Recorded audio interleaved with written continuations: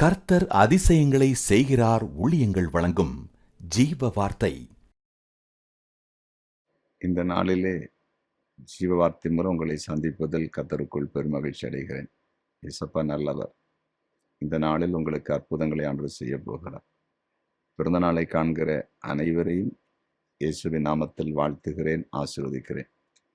திருமண நாளை காண்கிற உங்களை கர்த்தர் ஆசீர்வதிப்பார். இந்த நாளில் ஜீவ வார்த்தைக்காய் தெரிந்து கொண்ட வேத வசனம் 1 நாளாகமும் 12வது அதிகாரம் 19வது வசனம். 1 நாளாகவும் 12:19. சவுலின் மேல் யுத்தம் பண்ண போகிற பெலிஸ்தரோடே கூட தாவீது வருகிற போது மனாசையிலும் சிலர் அவன் பட்சமாய் சேர்ந்தார்கள். ஜீவ வார்த்தையின் தலைப்பு, உங்கள் பட்சமாய் சேருவார்கள். உங்கள் பட்சமாய் சேருவார்கள்.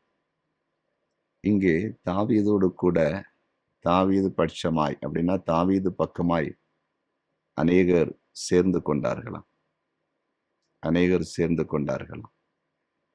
இந்த உலகத்திலே பார்க்கும் பொழுது நம்ம கூட இருக்கிறவங்களே நம்ம விட்டு போகிற ஒரு காலம்.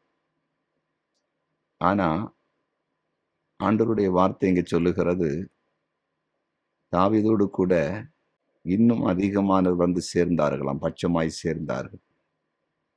இன்றைக்கு ஆண்டவர் உங்களோடு கூட தான் பேசி கொண்டிருக்கிறார். ஐயோ, எங்க பக்கமா யாருமே இல்லையே, எங்க பட்சமா யாருமே இல்லையே, எங்களுக்கு உதவி செய்வதற்கு யாருமே இல்லையே, எங்களுக்காக பேசுவதற்கு எங்கள் பக்கத்தில் யாருமே இல்லையே, எல்லாரும் எங்களை விட்டு விலகி போயிட்டாங்களே அப்படின்னு இருந்தாங்கன்னா, அப்படிப்பட்ட சூழ்நிலை இருந்தேன்னா கவலைப்படாதீங்க. இன்றைக்கு ஆண்டவருடைய வார்த்தை உங்களுக்கு நேராய் கடந்து வருகிறது.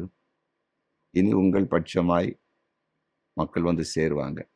உங்கள் குடும்பத்தில் உங்களுக்கு ஆதரவாய் குடும்பத்தினர் வந்து சேருவாங்க.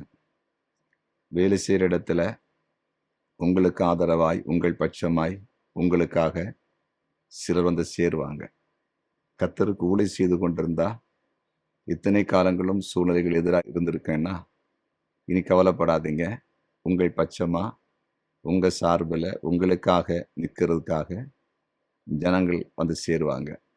நிச்சயமா ஆண்டவர் அற்புதம் செய்வார். அது ஒரு பெரிய மேன்மை. ஆண்டவர் இயேசு கிறிஸ்து ஊழியம் செய்ய ஆரம்பித்த பொழுது அநேக சீசர்கள் அவரோடு கூட வந்து சேர்த்து கொள்ளப்பட்டார்கள். அவருடைய ஊழியம் மேன்மையாக இருந்தது. அதே போலதான் மோசையுடைய ஊழியத்திலையும் கூட நீங்க பார்த்தா தெரியும், அநேகர் வந்து மோசையோடு கூட இணைக்கப்பட்டார்கள். அதை ஆண்டவர் உங்களுக்கு அற்புதம் செய்ய போகிறார். உங்கள் பட்சமாய் அநேகர் வந்து சேர போறாங்க. விசுவாசிப்பீங்களா? உங்களுக்கு அடையும் ஜெபிக்கட்டுமா? ஜெபிக்கலாம். எங்கள் அன்பு தகப்பனே, நீர் பெரியவர். இந்த வார்த்தைக்காய் ஸ்தோத்திரம். தாவீது பட்சமாய் அநேகர் வந்து சேர்ந்ததைப் போல இன்றைக்கு உடைய வார்த்தை கேட்டுக்கொண்டிருக்கிற அனைவருக்காக ஜெபிக்கிறேன். உங்க தனித்து நிற்கலாம், யாரும் கூட இல்லாமல் இருக்கலாம், ஆதரவான மக்கள் இல்லாமல் இருக்கலாம். சூழ்நிலை மாறட்டும். இவர்கள் பட்சமாய் தேவனுக்கு சித்தமான உதவி செய்கிற நல்லவர்களை கர்த்தர் இணைத்து கொடுக்கும்படியாய் ஜெபிக்கிறேன். இன்று முதல் அநேகர் வந்து இவர்கள் பக்கமாய் சேர்ந்து இவர்களுக்கு மேன்மை உண்டாகட்டும் என்று ஜெபிக்கிறேன். இப்பொழுது வியாதிப்பட்டவர்கள் இயேசுவின் நாமத்தில் சுகமடையட்டும். சமாதானம் இல்லாதவர்களுக்கு சமாதானம் உண்டாகட்டும். தேவைகளோடு இருப்பவர்களுக்கு தேவைகள் சந்திக்கட்டும். ஏதாவது ஆபத்தான இக்கட்டான நெருக்கடி நிலையில் யாராக இருப்பாங்கன்னா அதிலிருந்து விடுதலை உண்டாகட்டும் என்று ஜெபிக்கிறேன். உம்முடைய ஊழியக்காரன் அனைவரையும் ஆசீர்வதிக்கிறேன். குறிப்பாய் ஒவ்வொருவரையும் ஆசீர்வதிக்கிறேன். நீர் ஜெபத்தை கேட்டீர், நன்றி.